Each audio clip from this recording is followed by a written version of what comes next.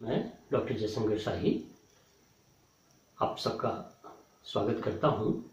BA प्रथम वर्ष अनिवार्य हिंदी से संबंधित इस व्याख्यान में आज हम राष्ट्रकवि मैथिली शरण गुप्त द्वारा रचित कविता वही मनुष्य है कि जो मनुष्य के लिए मरे के भावार्थ का अनुशीलन करेंगे और साथ साथ विश्लेषण प्रस्तुत करेंगे। मैथिली शरण गुप्त रचित इस कविता का शीर्षक मनुष्यता दिया गया है। यह कविता गुप्त जी की बड़ी प्रसिद्ध कविता है जिसमें उन्होंने आदर्श जीवन मूल्य का संदेश दिया है। यह सत्य साहित्य है, उज्ज्वल साहित्य है। पहले कविता का वाचन हम करते हैं, फिर इसके भावार्थ और विश्लेषण पर हम चर्चा करेंगे।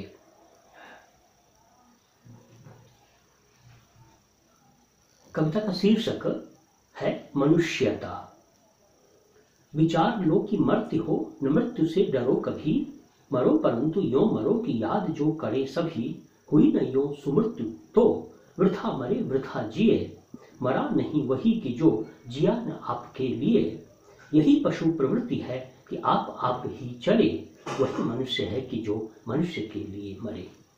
इस तरह की पंक्तियां इस कविता की। मनुष्यता शीर्षक इस कविता का है और इसमें मैथिली शरण गुप्त संदेश देते हैं कि वही मनुष्य कहलाने का अधिकारी है जो मनुष्य के लिए, मनुष्य के हित के लिए, मानव जाति के कल्याण के लिए अपना सब कुछ न्यौछावर कर देता है। वही इंसान कहलाने के योग्य है, मनुष्य कहलाने के योग्य है जो मनुष्य समुदाय के लिए, मानव जाति के लिए, लोक कल्याण के लिए, लोगों की भलाई के लिए अपना तन मन धन जीवन सर्वस्व का अर्पण जो कर देता है वही मनुष्य है, वही मनुष्य कहलाने के योग्य है। यह मूल संदेश है मैथिली शरण गुप्त का। अब इसके भावार्थ को देखते हैं। विचार लो कि मर्त्य हो। यह डायडेक्टिक पोएट्री का नमूना है। डायडेक्टिक अर्थात उपदेश प्रधान कविता है। कवि एक उपदेशक के रूप में हमारे समक्ष प्रस्तुत हैं और हम सबको संदेश सुना रहे हैं। क्या? विचार लो कि मर्त्य हो। हम सबको विचार कर लेना चाहिए कि हम सब मर्त्य हैं, अर्थात हम सबका जो जीवन है वो क्षणभंगुर है, हम सब मरणशील हैं। विचार लो कि मर्त्य हो। हम सब मर्त्य हैं, मरणशील हैं, हम लोगों का अस्तित्व क्षणभंगुर है। न मृत्यु से डरो कभी, और मृत्यु से हम सबको भयभीत नहीं होना चाहिए। मरो परंतु यो मरो की याद जो करे सभी। लेकिन इस तरह से मरने की बात मैथिली शरण गुप्त कहते हैं कि मरने के पश्चात लोग जिनको याद करें, उनकी कीर्ति को याद करें, वही अच्छी मृत्यु मैथिली शरण गुप्त के अनुसार है। तो विचार लो कि मर्त्य हो। पहले इसका विश्लेषण करते हैं कि गुप्त जी कहते हैं कि हमें ये विचार कर लेना चाहिए कि हम सब मरते हैं, हम सबका अस्तित्व क्षणभंगुर है। जब कबीरदास ने भी इसी तरह की बात कही थी, रहना नहीं देश वीराना है, यह संसार कागज की पुड़िया, बूंद पड़े गल जाना है, रहना नहीं देश वीराना है। वही बात मैथिली शरण गुप्त कहते हैं कि हम सबका अस्तित्व क्षणभंगुर है, हम सब मरणशील हैं, हम सब नश्वर हैं। विचार लो कि मर्त्य हो, न मृत्यु से डरो कभी। लेकिन हम सब मरणशील हैं, लेकिन मैथिली शरण गुप्त कहते हैं कि हमें मृत्यु से भयभीत नहीं होना चाहिए और ऐसी मृत्यु प्राप्त करनी चाहिए कि जो बाद में भी संसार याद करे, स्मरण करे, हमारी कीर्ति को, हमारे यश को गाए। मरो परंतु यो मरो की याद जो करे सभी।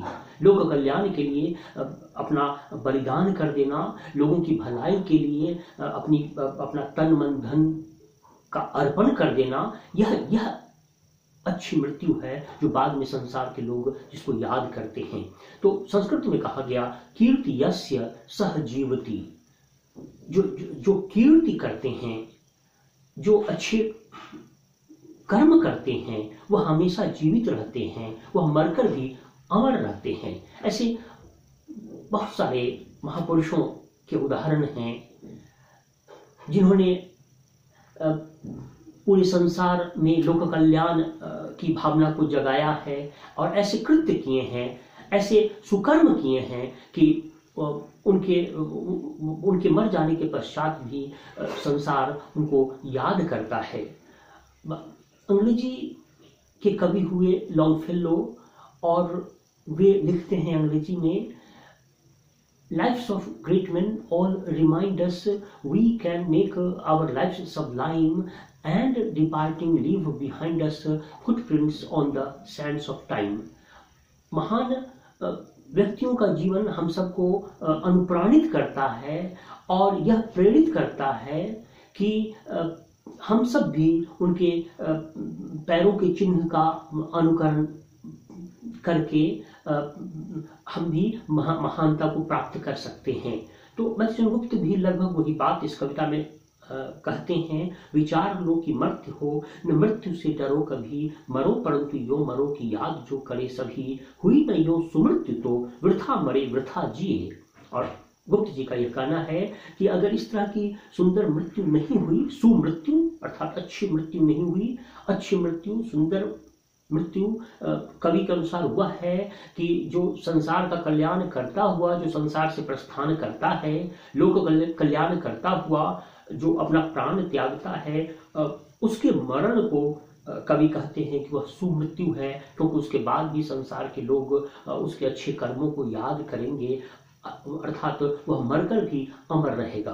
तो हुई न यो सुमृत्यु तो वृथा मरे वृथा जिए, अगर इस तरह की सुमृत्यु नहीं प्राप्त हुई तो जीना और मरना वृथा है, निरर्थक है, उसका कोई मतलब नहीं है। तो हुई न यो सुमृत्यु तो वृथा मरे वृथा जिए, मरा नहीं वही की जो जिया न आपके लिए।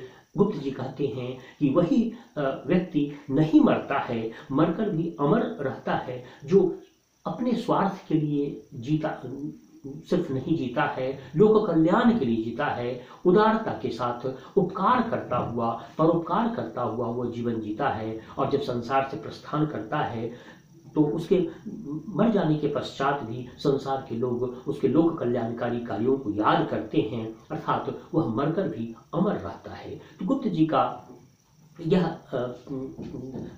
जी की यह आस्था है। और आगे वो कहते हैं यही पशु प्रवृत्ति है कि आप ही चले। गुप्त जी कहते हैं कि यह तो पशु की प्रवृत्ति है, जानवरों की प्रवृत्ति है कि वह खुद से खुद अपना भरण पोषण करते हैं, अपना आहार ढूंढते हैं, खुद चरते हैं, अपने आहार को ढूंढते हैं, अपने स्वार्थ में ही संलग्न रहते हैं। और मनुष्य पशु से इस अर्थ में भिन्न है कि मनुष्य उदारता के साथ परोपकार के बारे में भी सोचता है, उसमें लोक कल्याण की भावना है, वह परमार्थ के बारे में भी सोचता है। और हम सबको परमार्थी बनने की सीख मत्स्य गुप्त देते हैं, परोपकारी बनने का संदेश यह कविता हम सबको देती है। यही पशु प्रवृत्ति है कि आप ही चले। यह तो पशु की प्रवृत्ति है कि वो अपने ही स्वार्थ में वे संलग्न होते हैं, अपने आहार को ही वो ढूंढते खोजते रहते हैं, उसमें ही वो मशगूल रहते हैं। मनुष्य वही है, पशु से भिन्न मनुष्य वही है जो मनुष्य के लिए, लोक कल्याण के लिए, संसार की भलाई के लिए अपना प्राण त्यागता है। तो मत्स्य गुप्त की इस कविता में परोपकार की महिमा का बखान किया गया है। तुलसीदास ने भी लिखा, परहित सरिस धर्म नहीं भाई, कि दूसरे के उपकार करने से के सदृश उससे बड़ा कोई धर्म नहीं होता, उससे बड़ा कोई पुण्य नहीं होता। और संस्कृत में भी कहा गया कि अष्टादश पुराणेषु व्यासस्य वचनम द्वयम परोपकाराय पुण्याय पापाय परपीडनम। कहा गया कि 18 पुराण में व्यास जी के 2 ही वचन है कि परोपकार करने से हमें पुण्य प्राप्त होता है और किसी को पीड़ित करने से हमें पाप प्राप्त होता है। पर उपकार का संदेश देने वाली यह कविता है राष्ट्रकवि मैथिली शरण गुप्त की। अगला जो अवतरण है उसके पहले इसके भावपक्ष और कला पक्ष की और विशेषताओं की हम चर्चा कर लें। इसमें तुक की योजना है, जैसा कि हम देखें कि विचार लो कि मृत्यु हो, न मृत्यु से डरो कभी, मरो परंतु यो मरो की याद जो करे सभी, तो कभी और सभी में तुक की योजना। वृथा मरे वृथा जिए और जिया न आपके लिए, जिए और लिए में तुक की योजना। आप ही चले और मनुष्य के लिए मरे, चले और मरे में तुक की योजना। तो यह तुक की योजना है। शब्द सरल हैं, सुबोध हैं, लयात्मक कविता है और अभिधा शब्द शक्ति है इस कविता में। शब्द सुबोध हैं, क्लिष्ट नहीं है, कठिन नहीं है। इस प्रकार इस कविता के अंश के वाचन के साथ ही मैं अपने वक्तव्य को समाप्त करता हूँ।